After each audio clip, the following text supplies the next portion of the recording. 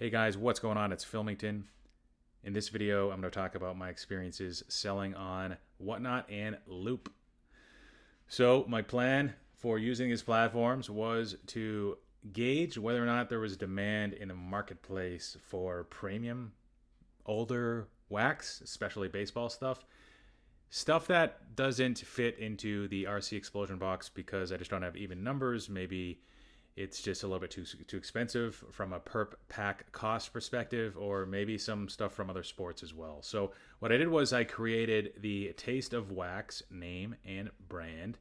The idea was to use someone else, so I have a resource that could help build that brand and give him a percentage of sales. So not profits, but giving him like a fixed percentage of sales. Objectives for Taste of Wax: number one, raise cash, where cash was in the middle of this year becoming more and more of a premium in a declining card market. So really, we were looking for between $1,000 to $4,000 in sales every like 2 to 3 hours. That was our goal. The second objective was to seek out a new audience outside of the rookie card explosion box folks. So expanding the customer base and brand of Filmington, expanding revenue channels. Objective number three, again, was to determine whether or not premium wax on a live selling app could make sense with regards to like a strategic differentiator from other channels and streamers. I didn't want to use the Filmington name in the handle because I wanted to see if this brand could succeed without being Filmington dependent. The plan was for me to be uninvolved in the day-to-day operations, the breaking, the shipping, the packing. I didn't really want to be too involved in that, so I didn't want people to join the stream or channel expecting that I would be there breaking. So I removed my name from the handle, and we went with Taste of Wax. And I thought, now this was a false assumption, but I was thinking that Whatnot would allow us to figure out sooner if there was some sort of legitimate or viable business model here. So the user base on Whatnot is the biggest. So I just figured that, oh, well, if it doesn't work for Whatnot, it's not going to work for any of the other platforms. And I learned later that the live selling platforms are all very different. So we started up on Whatnot right around June or July of this year, 2022. Orientation was interesting. There were a lot of people on, probably 60 or 70, not a whole lot of time or opportunity to ask questions. And somebody yelled right before the call ended, "Let's go!" So, needless to say, it was a little bit of the Wild West, both in orientation and I guess my experience to come with the amount of buyers and sellers on the platform and the different types of behaviors that I saw. So, from a selling perspective, on Whatnot, if you're not aware, if you're not on the platform, 95% of listings are auction style. What I noticed, right around 95%, there is fixed price functionality, but it's not often used by sellers. Platform is split between wax, so that could be personal breaks of packs and boxes. It could be random teams, random divisions, pick your team, pick your division, or it could be singles, which could mean slabs, raw cards, or lots. What we noticed was the market was a bit saturated for baseball. There could be 30 other streamers on at the same time as you that are doing baseball wax. So we had to bring on all of our own people, basically. Interesting experience. The first time going live entailed 11 shipping labels that I had to print the next day. So it was a pretty successful stream. But 10 of those 11, which I didn't realize till I printed out the labels and the names, I'm like, I recognize 10 of these. That's weird. They've all bought a subscription product from me before, the RC Explosion box. But this 11th one, this one's new, so at least I got one new person. Then I realized that the 11th label, this new person, was the winner of the giveaway. So if I wanted to make this a little bit more clickbaity, I could have put this in the thumbnail: Whatnot is welfare. There is certainly an aspect of Whatnot that attracts buyers that are trying to get stuff on the cheap, buy stuff for resale. There's nothing wrong with that. We do realize, especially if you start to use this platform more for singles, that you get a lot of the same customers as what you would see in at a card show. A lot of entrepreneurs or card store owners that are trying to pick stuff up for cheap to then list it on eBay or through some other mechanism. We did have better success with soccer. So going back to wax, we were able to be successful with soccer for a few nights, and then the last few started to get weaker. So we kind of abandoned wax altogether on Whatnot. And then we figured, okay, this wasn't part of the original business model, but let's see if we can make singles work. And we were able to do okay with singles, soccer, as well as baseball. But even though they were a little bit easier to move for us, what you'd notice was we were committed to this auction. We had learned from other people that list stuff at 99 cents, every auction at 99 cents. Make sure that these don't end a minute or 2 minutes. Make sure these are like 30-second or 45-second auctions, and you just do like rapid fire. It did take a while for us to build an audience that way in that stream. And eventually when you get up to like 20, 25 people aren't getting steals anymore, but they could still be getting stuff for like 55% of comps. And your definition of steal, that might be it.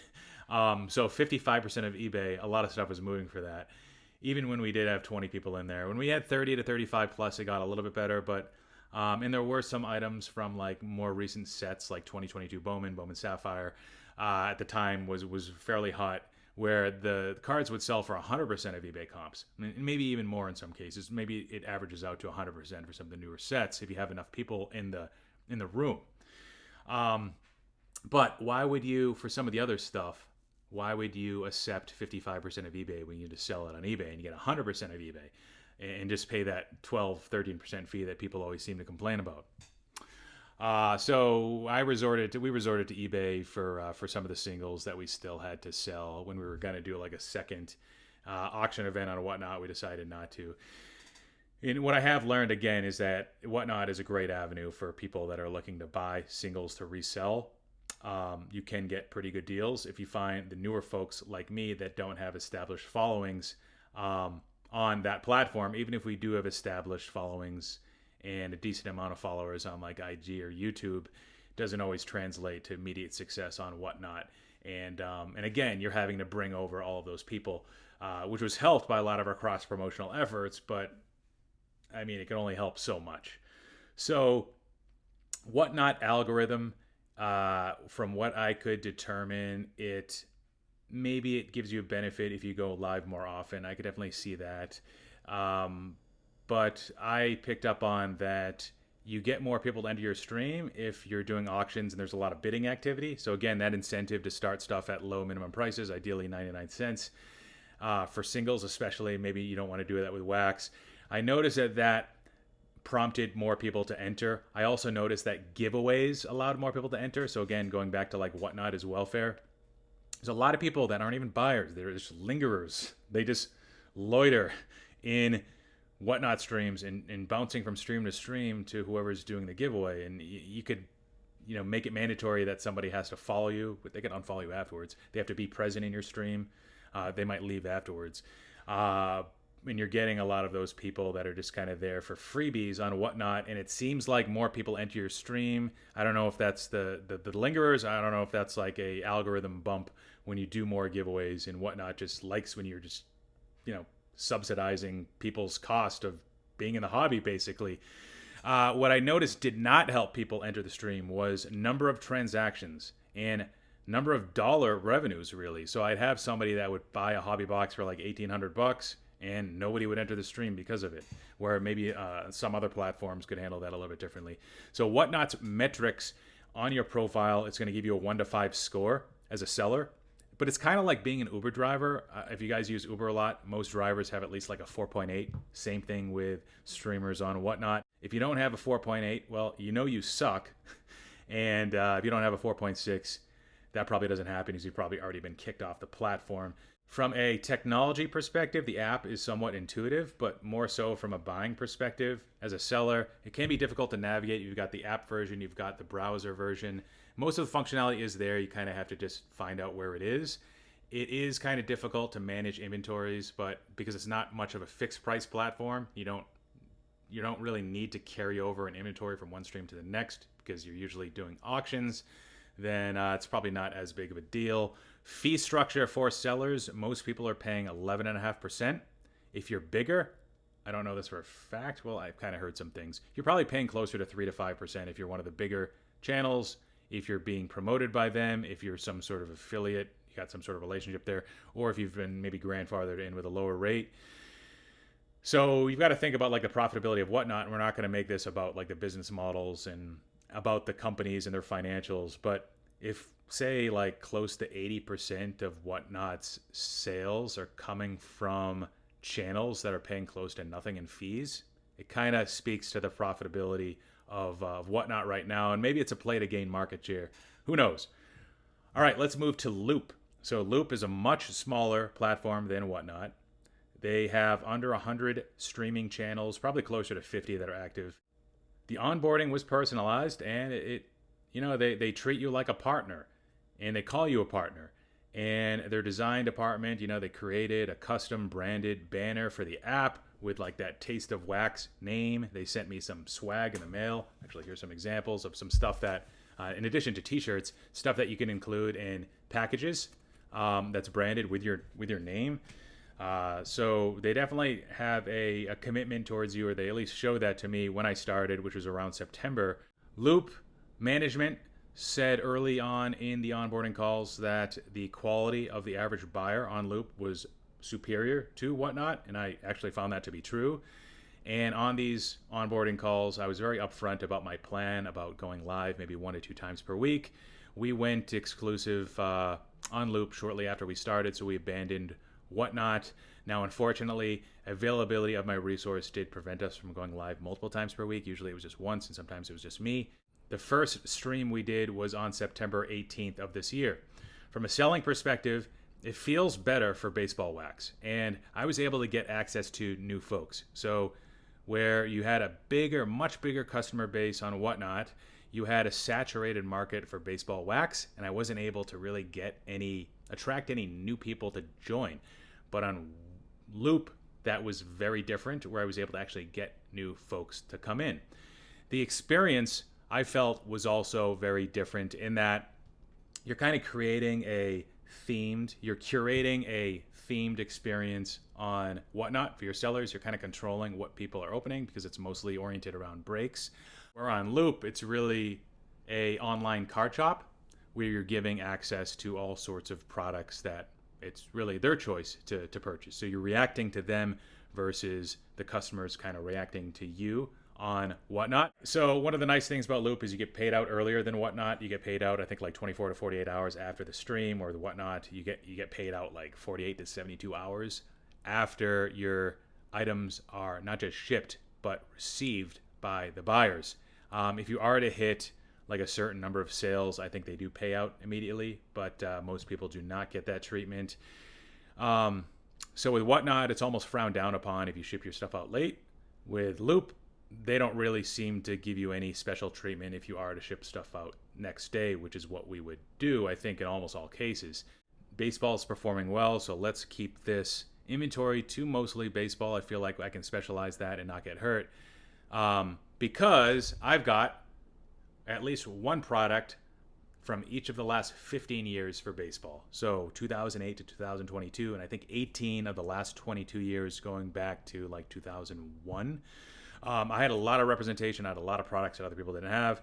And again, the business model was all around like premium wax too. So a lot of stuff behind me, a lot of good Bowman stuff. So that's kind of what I was rolling with for my Loupe streams.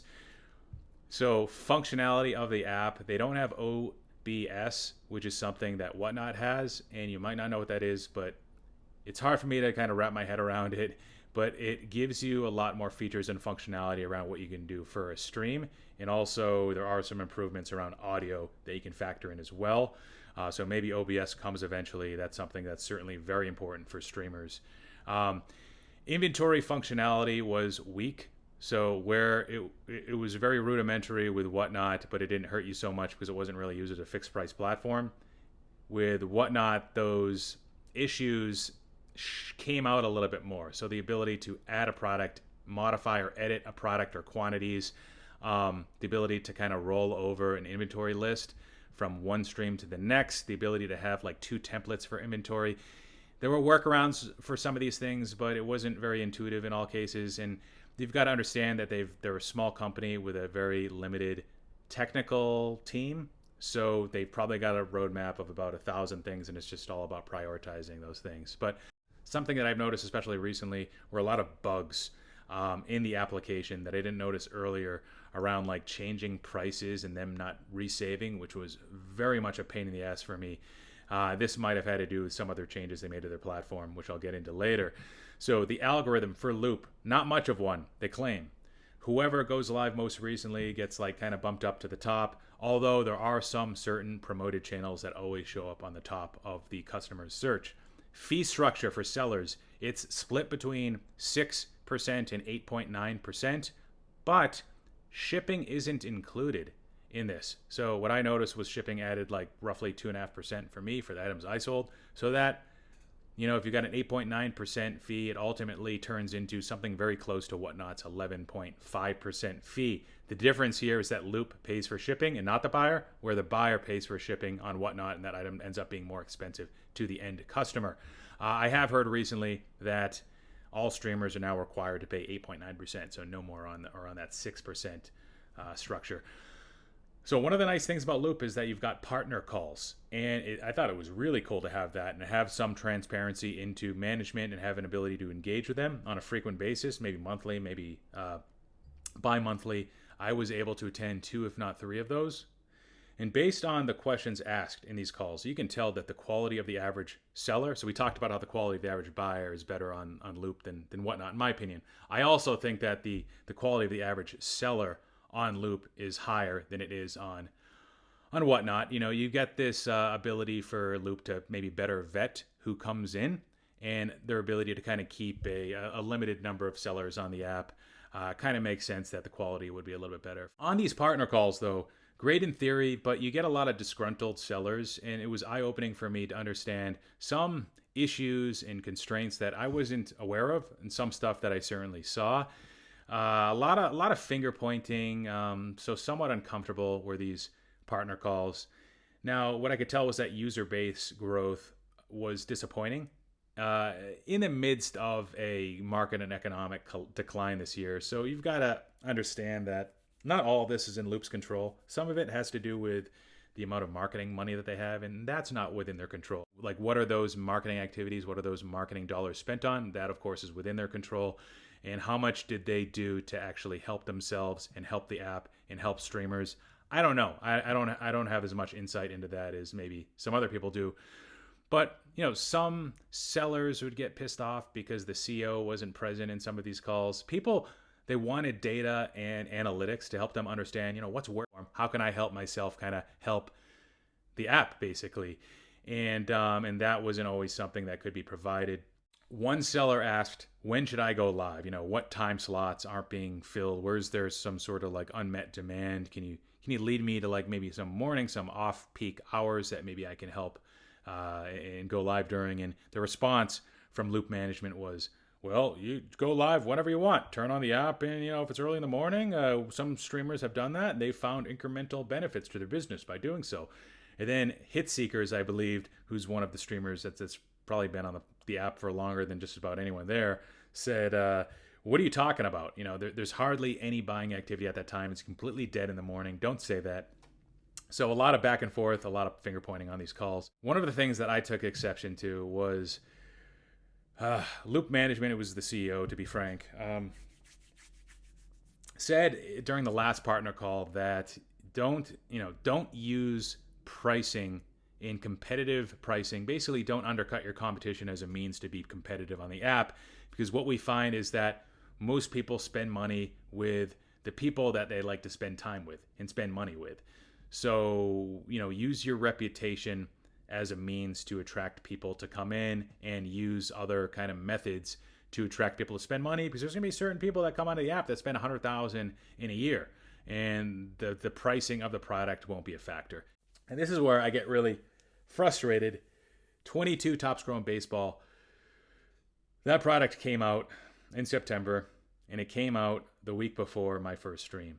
My first stream was on a Sunday. It came out like Thursday or Friday. And if you were halfway engaged with a hobby, I do this part-time, guys. And you've got to be connected at a minimum to understand that there were some issues with the product.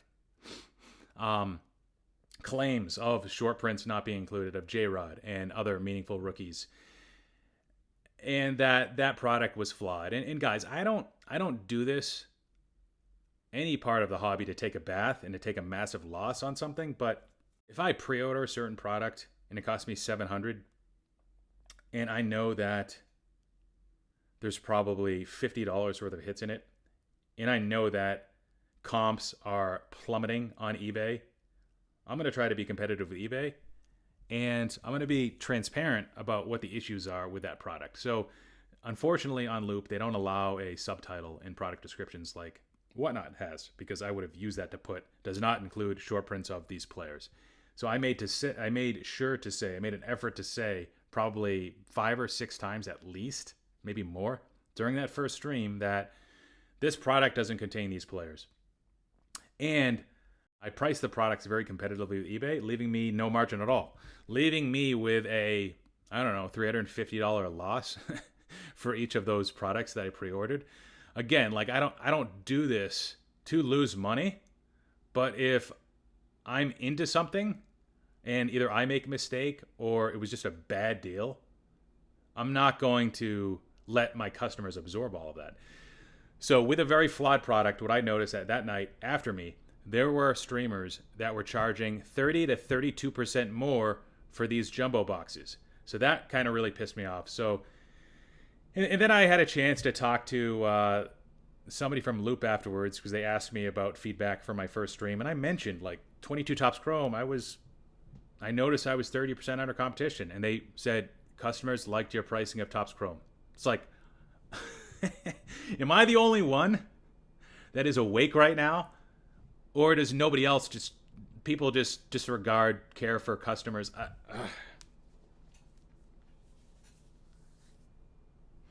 It's like the point is that the product was flawed, and I'm the only one that acted on that. Not only did I price it to market, under market probably, well under typical breaking cost, but I disclose this doesn't include these players. These doesn't. So then Loupe, of course, comes out as the hero a few days later when Topps makes their announcement of, the hobby boxes didn't contain SPs of the following, and the silver packs are coming out. Then Loupe steps in and they say that, anybody that bought into these breaks during this time frame will get these silver packs. Yes, okay, I'm not going to fight with you, although it feels like I'm taking a bath even more by giving up those silver packs. Maybe Topps, in another scenario, doesn't do anything about the situation. I'm left with the same loss. I don't lose any more money by giving away those silver packs, even though it feels more painful. And reputation is on the line. So I gave away those silver packs. So in the more recent partner calls, 2 partner calls ago, this is right around like probably 6 to 8 weeks ago, Loupe announced that they were going to introduce auction functionality. So in the past, where you would do breaks or personals, this would all be through fixed prices. Now, as a streamer seller, this would allow you to do fixed price or an auction format, and it would also open up the platform for any singles or repacks, so slabs, lots, raw cards. You could bring that onto the platform as well with the auction format. So very different change, somewhat of a transformation. Now, people had complained on that call about a lack of bidding activity being possible. So particularly if there's only between 4 to 10 users on each of our streams at any given time on average, how are we not going to lose our ass with these auctions? How is this going to be profitable or beneficial for us? Fast forward to the most recent partner call where Loupe announced that they were also bringing on an in-house breaker named Broward something breaks. I hadn't heard of them. They've got I think a 1.5-year-old Twitter account, not much of an IG following, but they have posted a lot on Twitter, I guess. Maybe they're a big breaker. I don't know. First I'd heard of them.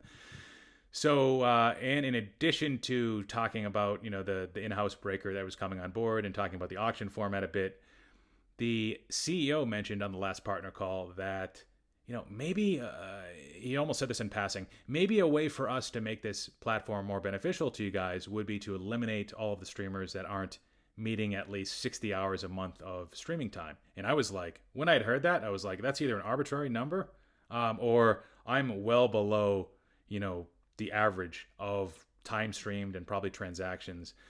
versus like a typical streamer on Loupe. And I felt like, oh geez, I probably need to step up my game. This is the first time I'm hearing this. And I actually reached out to a friend of mine after that last partner call that also sells on Loupe, and I was like, maybe there's some sort of I think I'm going to reach out to Loupe because there's got to be some sort of improvement where they can give us a little bit more transparency with regards to our performance. Because at this point, like, that's the first I'd heard that number of 60. So if there's a way they can give us like our quartile ranking versus all other streamers with regards to number of sales, dollar sales, maybe customers per sale, so like a conversion ratio, time stream, number of concurrent users, peak number of concurrent users, things like that. Maybe not give us exactly where we stand and where all the other people are, but like give us generally like a sense as to if we're underperforming, so it can then be an incentive for us to maybe step up our game. And sure enough, just a few days after that last partner call, I think it was the following Tuesday, I received an email from Loupe saying that I was being booted from the platform. Now, they gave some reasons why, like lack of streaming time, lack of engagement, lack of sales activity. They said it was a tough decision for them. But yeah, I mean, I was being kicked off despite never being warned that, your performance isn't up to snuff. Felt really in the dark on this. So that's unfortunate, and I was very angry at first, to be honest. They're actually very lucky I didn't make a video right away. I had some fixed costs invested in the platform: supplies, shipping, packing supplies, multiple cases of Bowman Chrome that, I can probably move those somewhere else, but it's a lot of upfront costs in multiple cases. I planned on doing my first auction actually that week where they canned me. I was clear during that onboarding call that I would have this amount of time to spend, and they never told me once that I wasn't meeting those demands. So the whole number of 60 hours, like, it wasn't an arbitrary number. Apparently there was some meaning to it. So I see this as almost like a transformation, a Loupe 2.0, transitioning to auctions and resetting the supply of breakers really to the current level of demand, the number of users on the platform, the number of money that's being spent on the platform. So I reached out to the CEO and I mentioned this note to him, and he said that, me thinking that I'm just a casualty of the transformation, it's really not the case, because they're still going to be very fixed price oriented. I guess, that's going to be still the majority of what they do, or a lot of what they do. And maybe they didn't do a great job of communicating the formalities early on of what was expected from me.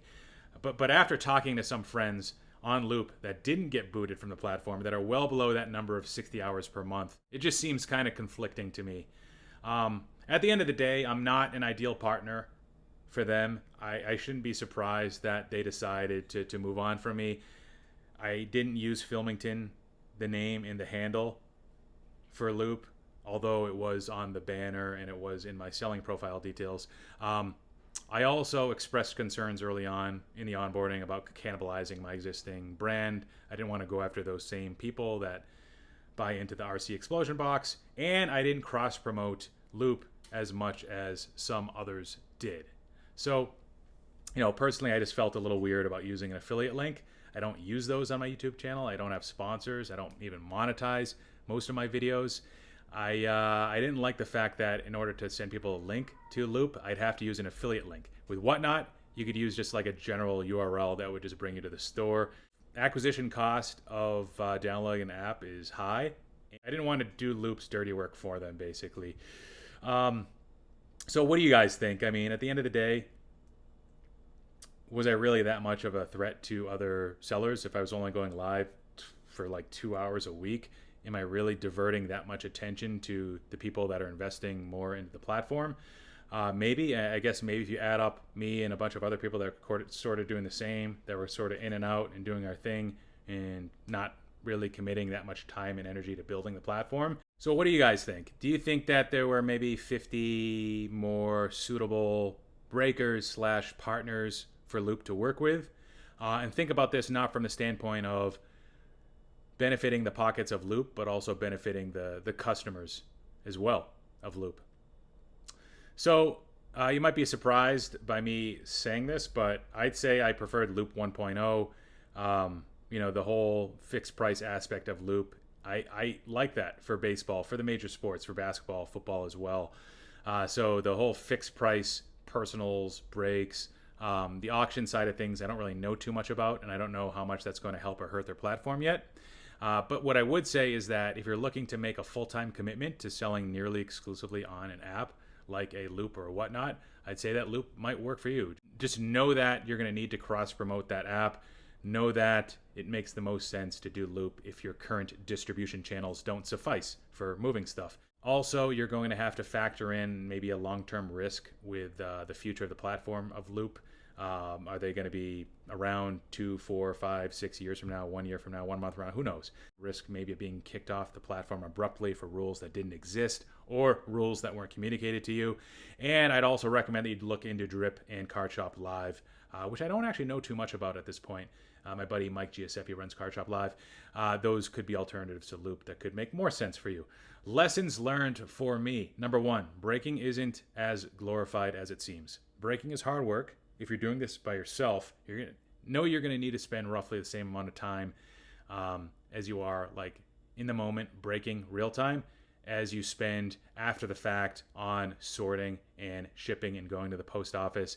In addition to some time, now if you're not using a live selling app, you're going to need to spend even more time posting the breaks and making sure that those sell out and advertising those breaks. But yeah, while breaking at some point was deemed by the industry as being a gold mine, it's not really the case anymore, especially for those that are just starting out. Lesson learned number 2 is that breaking requires skills and knowledge about the sport and products. So, there's a lot of bad things to say about Jab's family, but Jab's family is really good at what he does, and that's the main reason why he's as big as he is today. So if I've got my friend next to me who's mostly a soccer guy, which he was, and I'm sorting as he's doing the breaking and he's doing baseball, he's missing some short prints. He's missing maybe some meaningful cards. He doesn't add a whole lot of commentary with each of the players, and he's moving at a pace that I don't generally like. It doesn't make sense for him to do the breaking. It makes more sense for me to do that, and that could give us some differentiation as a brand because we're adding more value when we're opening that product. And same goes for him. He's got to be the soccer guy. I can't really be doing the soccer stuff. Lesson learned number 3 is that older wax can be tough to move when breaking, even the good stuff. Older wax, even if it's from like 2019, 2018, it's not going to be as liquid as the newer products. And then random team formats with breaks, it makes it even tougher. So think of like 2018 Topps Update. Who's going to take the NL West? Who's going to take Franmil Reyes? All right, guys, that's it. Hopefully you liked what you saw. Let me know what you think down below. Do you have experience buying and selling on any of these apps? Let me know. Curious to understand your thoughts, if they are similar to mine or if they are dissimilar. Take care, guys. Filmington out.